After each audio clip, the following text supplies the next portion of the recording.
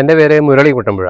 അപ്പോൾ ഞാനൊരു മുനിയറ കാണിച്ചു തരാം. ഈ വൻ കാടിനകത്ത് പിണർക്കുടിക്കടുത്ത് വെളിയത്തുപറമ്പ് എന്ന സ്ഥലത്ത് ഒരു മുനിയറയുണ്ട്. ആ മുനിയറയിലേക്കാണ് നമ്മൾ നടക്കുന്നത്.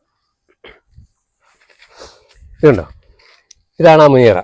മുനിയറെ സംബന്ധിച്ച് പറയുമ്പോൾ വർഷങ്ങൾക്ക് മുമ്പ് നമ്മുടെ പിതാക്കന്മാർക്ക് മുൻപുള്ള നിർമ്മാണമാണിത്. പക്ഷെ ഇത്ര കട്ടിക്ക് ഇത്ര വലിയ ഒരു പാറ ഇത്ര മനോഹരമായി കീറി ഈ വനത്തിനകത്ത് ഇത്തരം 2-3 ആളുകൾക്ക് കിടക്കാൻ പറ്റുന്ന രീതിയിലുള്ള അറകൾ പോലെയുള്ള മുനിയറയാണ് ഉണ്ടാക്കിയത്.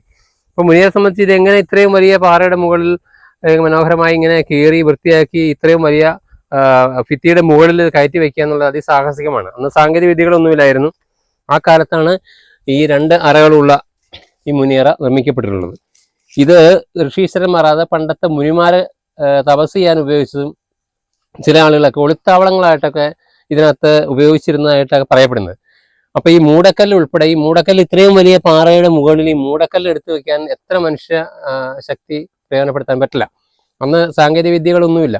പക്ഷെ ആ കാലത്ത് ഇത്രയും വലിയ പാറക്കല്ല് ഇതിന്റെ അടിയിൽ നിന്ന് മുകളിലേക്ക് കയറ്റി വെക്കുകയും 2-3 പേർക്ക് താമസിക്കാൻ പറ്റുന്ന രീതിയിൽ ഒക്കെയുള്ള രീതിയിലാണ് ഇതിന്റെ നിർമ്മാണം. അപ്പൊ മുനിമാർ തപസ് ചെയ്യുകയും മുനിമാർ ഇവിടെ ഇരുന്ന് സമാധി അടയുകയും ചെയ്തു എന്നാണ് പറയപ്പെടുന്നത്. എന്തായാലും ഈ മുനിയറ ഇപ്പോൾ നാശത്തിന്റെ വക്കിലാണ്. ഇത് സംരക്ഷിക്കപ്പെടേണ്ട സമയം കഴിഞ്ഞു. പ്രാദേശിക പഞ്ചായത്തുകളും സർക്കാരും ഒക്കെ ഇതിനെ വേണ്ടത്ര മുൻകൈ എടുത്ത് ഈ മുനിയറകൾ സംരക്ഷിക്കണം.